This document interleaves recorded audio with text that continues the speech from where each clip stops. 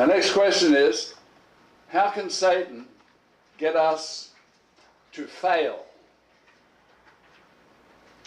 Anybody want to give me an answer? Satan got a bunch of people to fail, right? How can he get us to fail? He wants us to fail. How can he do that? Getting us to believe a lie. I'm sorry?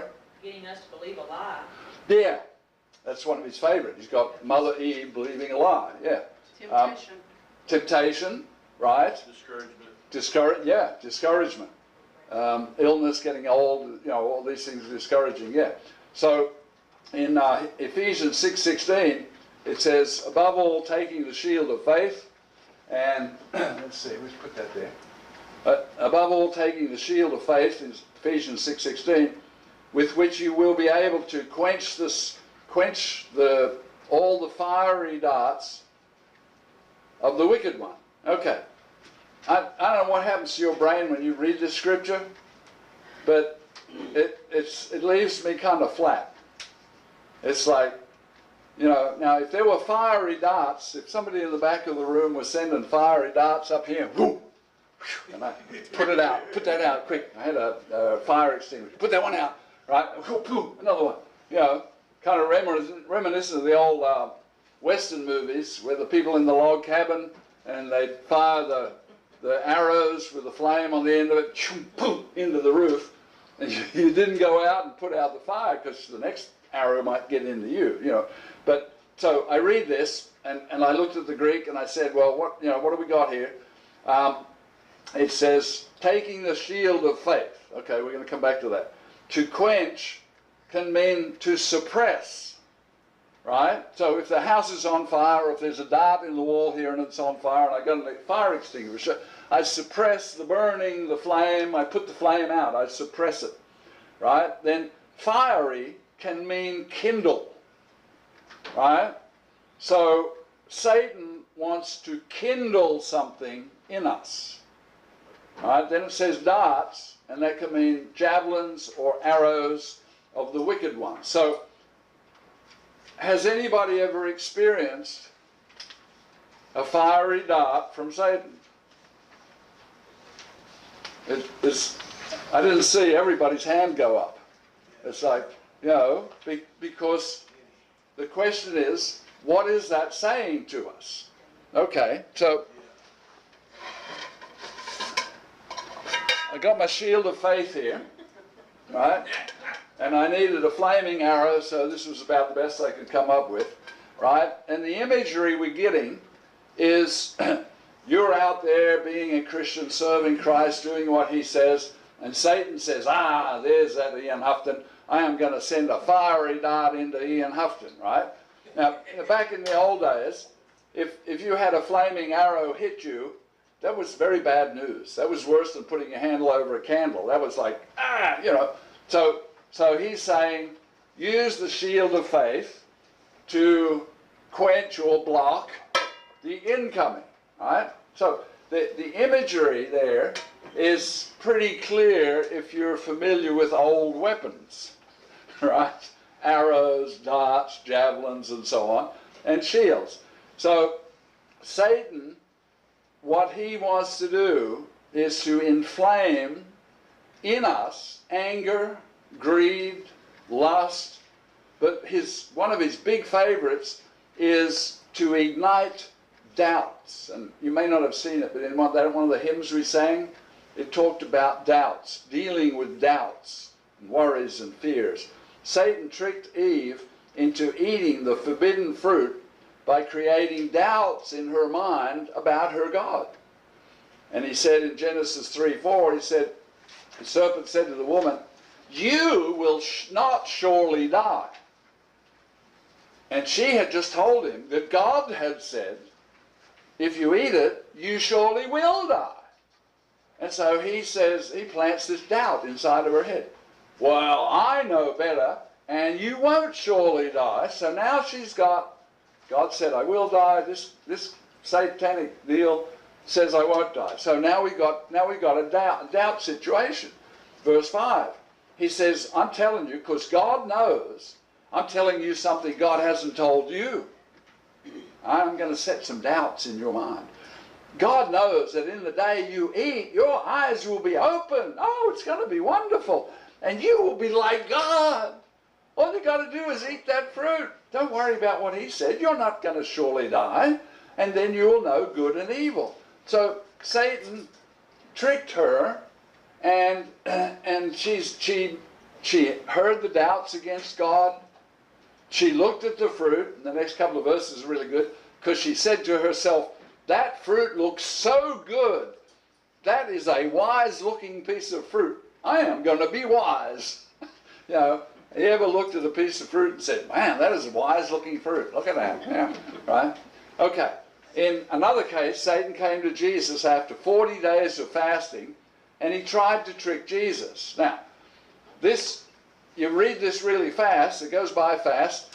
But why did Jesus need to fast for 40 days? You ever tried that? That's tough going, right? And to be prepared for the tempting of Satan.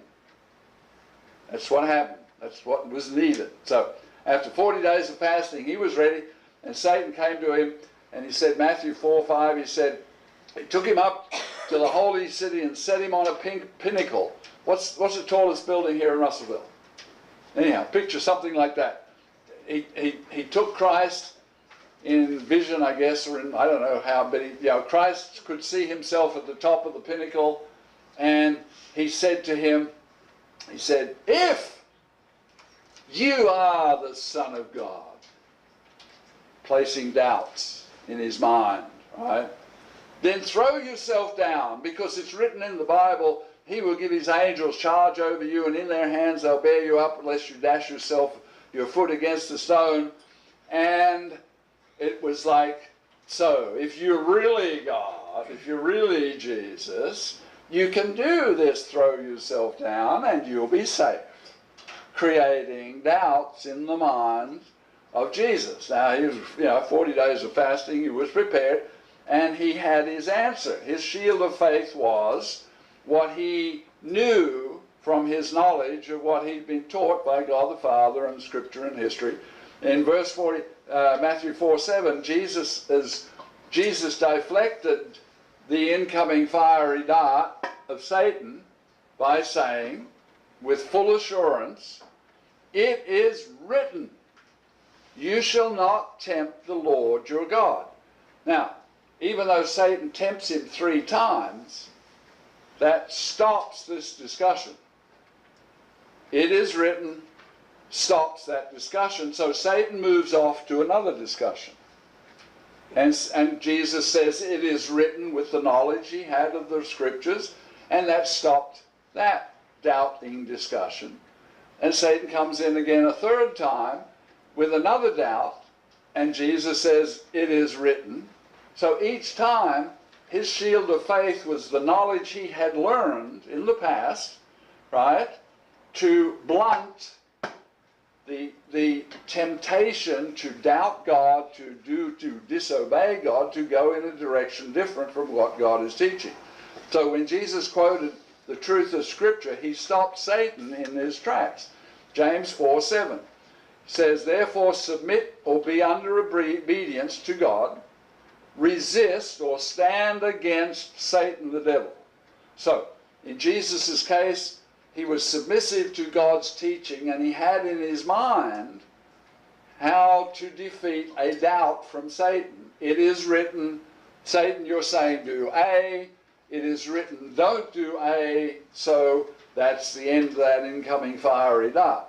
And then it says, resist or stand against the devil, and he will flee from you, run away, vanish, or shun. He doesn't want you standing next to Christ, resisting Satan. Now, if you're standing next to Christ and you don't resist Satan, what happens? Good chance Satan will get you. Right?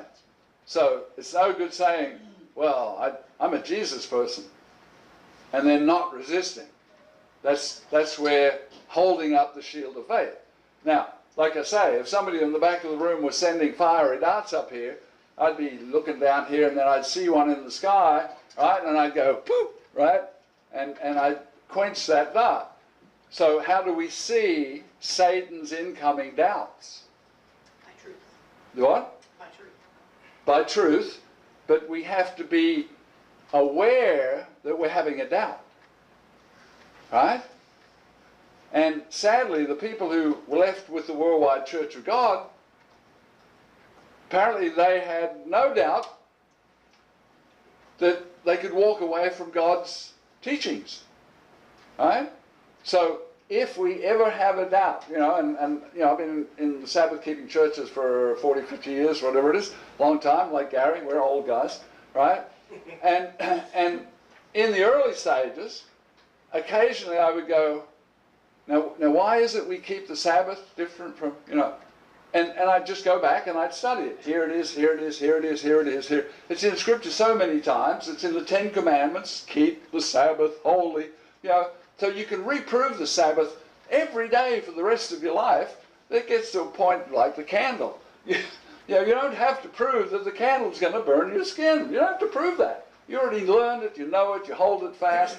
The Sabbath, if you had any doubts, you work on it, you make the effort, you get it is written that squashes the doubts, and now you go on, and you don't have to look back. You don't have to question that because you proved it, you proved it, you proved it. So how does this thing of Satan runs away from you? Was Jesus under obedience to the Father? Yes, he was. Did Jesus resist Satan's sneaky doubts? Yeah, how did he resist? He saw Satan sending in the doubt. He said, Jesus, you need to doubt this and do that which is contrary to what God said. And so he resisted the doubts and he responded with it is written, and Satan left him. And he totally had victory over Satan and his doubting and his attacks.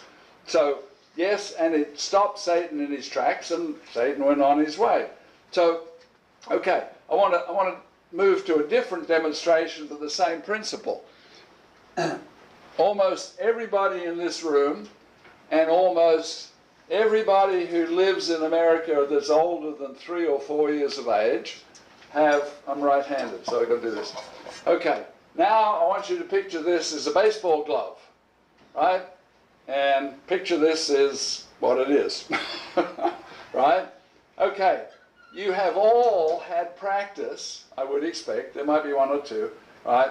Even I've done it, and I came from Australia, to where the ball is coming in, and your eye sees the ball in the air, you identify it, and you go, I need to catch that with the mitt. What do you call it, a mitt, a glove? Glove, baseball glove. Okay, so your brain is trained. Now, the very first time this happens to you, you might get hit in the head, right?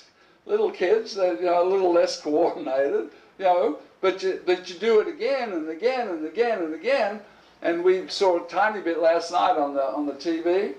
Those guys out there, the professional baseball players, their glove is like a part of their body. It's like, the ball's up there, woo! The ball's down there, zoom! They've just practiced so much that their eye and their brain and the picture of the ball and the speed of the ball and the location of the ball and how much they're going to move their feet and how much they've got to move their arm, and they're really terrific at it, right? So what I'm saying is we need to practice putting the shield of faith against the doubts that Satan wants to send us, right? Now, there are some things in Scripture that are not clear. And I'm not suggesting that you should have full assurance of those things that are not clear to you. But this is where you make an effort. You make an effort to learn more about it, if you can, to come to an understanding of it. Right? So, let's see. If Jesus said in John 6:40, he said, this is the will of the Father who sent me, that everyone who sees the Son and believes in him, the words of the Son, will have everlasting life and will raise him up in the last day. So we need to have the ability to know when these things are beginning to happen. Right? Now, in my case, I'm very blessed because I have already studied Daniel 11, verse 40. I've studied that enough to where, me personally, myself, I'm convinced that that was 9/11 and our invasion of Afghanistan. Now, it could be something else. If you think it's something else, please come and tell me, because I'd like to learn what the something else it could be. But it says, in the end time, right? That's not thousands of years ago. That's in the end time. So we are either in the end time, and that verse is either already happened in the end time, and we're in the end time, or it's about to happen, and that will be the beginning of the end time. But in my case, I'm convinced that's fulfilled. The hand of God fulfilled verse 40, Daniel 11:40. So I'm excited because now I'm looking to see the next verse get fulfilled, and we have a situation in the Middle East where the Middle East is losing many of the governments of the Middle East have crumbled. And now it's just wild territory, and different factions are fighting, tribal fighting. And Iran is trying to take control of the Middle East. And they're trying to get nuclear weapons. And they're trying to be the big shot. But everybody's looking at North Korea. So this stuff is going on less visible, but it's happening, it's developing. And so the things that we have seen in our Bibles, we know there's going to be a tribulation, right? I don't think anybody is not fully assured that there's going to be a tribulation, right?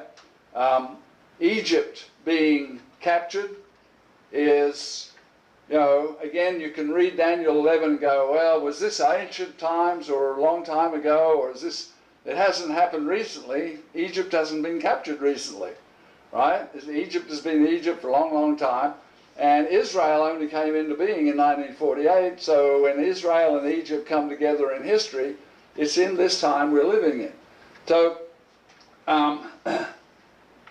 what I'm trying to get at is that when doubts come to our minds, we need to connect that to fiery darts of Satan and not just let the doubt sit. Right? If Mother Eve had heard Satan say, you will not surely die, and for a short period of time she let that doubt fester and grow and develop. And then she acted not as Jesus did, who said, you're wrong, it is written, shield of faith, quenched your incoming doubt, you're out of here. Right? She let it fester, she let it develop. And others, people we've known, have let doubts fester in their minds. Some people, you know, the 1975 in prophecy was a bad deal because once it came and went, those who were thinking, I'm all excited because the kingdom is really close.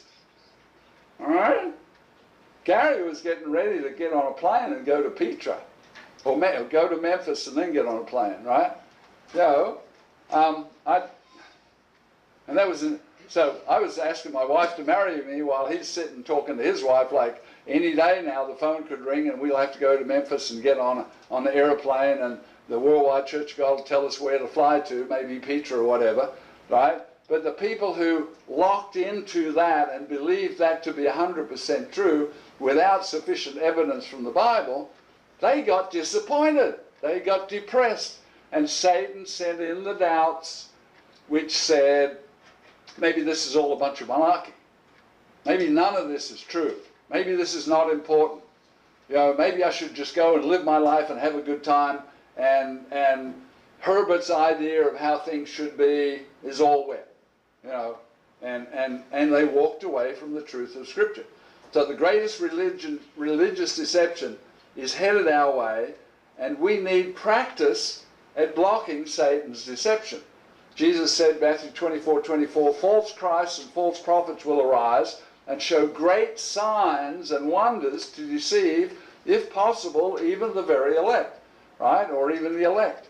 So there's a time we're already in a very deceived world. If you ask a news reporter, who's the most holy person on the planet? That's right, Pope, right? 1 billion people think the Pope is halfway to being Jesus Christ himself, right? To the world, that's holy. And even when presidents go and visit the Pope, they call him His Holiness. I ain't calling him that, right? You know, that's a title for God. So then in verse 25 of Matthew 24, see, I told you beforehand. That's a cute little verse. See, I have told you beforehand. What does that mean? Why did Jesus say it? I already told him. So what's the next thing we're supposed to do with that verse? Since he already told us ahead of time this is going to happen, we need to lock that into our full assurance of there is going to be false Christs and false prophets and great signs, and people are going to be deceived. They're already deceived pretty well, but then with miracles, people are going to go, and the people around you, your neighbors, if you say, well, that miracle working dude, he's not Jesus Christ. Everybody's saying he's Jesus Christ. And you're the only one in the whole block saying, no, he's not Jesus Christ. So, what? You're not. Everybody knows that he's Jesus Christ. Well, the book says he's not Jesus Christ, because you didn't see him coming riding on a white horse in the sky. So, 2 Thessalonians 2:9, the coming of the lawless one is according to the working of Satan with all power and signs and lying wonders. So, in this age, we're still working with Satan sends doubts into our minds in the church, right? And we have to deal with those doubts. Soon there's coming miraculous signs and wonders that cannot be denied, right? If somebody calls down fire from heaven and it's on TV and they see the fire come down and they see the fire destroy something, then they see the video later of the destroyed something, everybody's going to accept that that was true. Now, it was true, it is true, it's a lying miracle.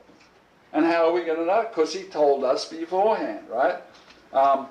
With all unrighteous deception of those who perish because they did not receive the love of the truth. So, back to the love of the truth, or it is written, or full assurance of what you have learned. You must never let it go. You must hold it fast. You must compare every doubt that comes along with the full assurance knowledge that you've already learned, and then do some more study to make sure and gain more information, right? And to prove it even more, because now a doubt has come along. So verse 11 says, for this reason God will send them strong delusion that they should believe a lie. Now, this verse could trouble you if you're not careful. Why would God's Son send strong delusion? Why would God do that? I mean, that doesn't seem fair that God would do that, right? Why would God send strong delusion so people will believe a lie? To get them off the fence, right? And how does he send it? He gives Satan permission to call down fire from heaven, to trick everybody, to have an image of the beast built, and the image is now able to speak. You know, that's a miracle for an image, a man-made image to speak, right? But God is going to allow that to happen during the tribulation period to get people to go fully to God and being willing to die for it if need be, or to accept the false Jesus Christ, the beast power, and go the other way. So even though right now we've got all kinds of churches, you drive through Russellville, there's a church, there's another church, there's another church, there's another church, there's churches everywhere. When this time comes, there's only going to be two religious systems. There'll be the two witnesses preaching this gospel, the truth of God, and there'll be other religious system, which is the beast worship system, and vast numbers of people will fall for Satan's trickery, and they'll go with the false worship system. And that's where God says, I am going to let Satan send you trickery, because I've told you beforehand what's going to happen. And you need to hold fast what you've learned about what's going to happen, and you need to be committed to it until death. In Revelation, be faithful unto death, and I will give you a crown of life. So Satan's fiery darts are aimed at deceiving us away from God's truth. It has happened. It probably is happening now with some people somewhere. Hopefully it's not happening in here, but it could be. You have to hold fast what you've learned, and you have to take every doubt that comes towards you. Now, like I say, when it's a baseball, you can see it, right? Unless you close your eyes, you know. And if somebody in the back of the room is throwing baseballs up here, I'm not going to close my eyes. I want to avoid getting hit in the head with a baseball. So spiritually speaking, we got to know that Satan is sending us doubts. And we have to get experienced like a person with a baseball glove and catching and tossing it away and catching it and tossing it away. And most of us don't do it for a living, but those who do it for a living, they're extremely good at it. When it comes to putting up the shield of faith for Satan's doubts that are coming to us, we need to get good at it. We have to make an effort to get good at it, right? So when those doubts are aimed at deceiving us away from the truth, daily we need to be adding more truth. And I think this was the danger with those who left with worldwide. They weren't continually adding more truth and more truth and more truth and stabilizing what they already knew and adding to it, right? And we could ask, how many of you have burned yourself or almost burned yourself in the last year? How many of you have almost burned yourself in the last year, right? So what happened at that time? You reinforced, right? You might have been distracted, or you turned away, or you forgot that the stove was on, or whatever. You reinforced what you already knew. And in the case, you didn't see it coming. If you had seen it coming, you would have protected against it, and it wouldn't have been as bad as it was. So we need to daily be adding more truth to our arsenal by practicing Satan's blocking his doubts that come our way. Now, through Jesus, we can be free from failure and of Satan's attacks, because Jesus said, if you are truly my disciples, you will abide in my word, you are my disciples indeed, and you'll know the truth, and the truth will make you free from Satan's trickery. All right? When the beast power is set up, having studied it, having learned it, having looked at the Greek, had thought it through, you know, having known that it's going to be a real thing when it happens, right? Then knowing the truth and acting on the truth is going to make us free from being tricked by Satan, when all the world will be tricked by Satan. And it'll make us free that when we do go through the door, or when Christ returns, we rise in the sky to meet him in the clouds, then we have immortality given to us. So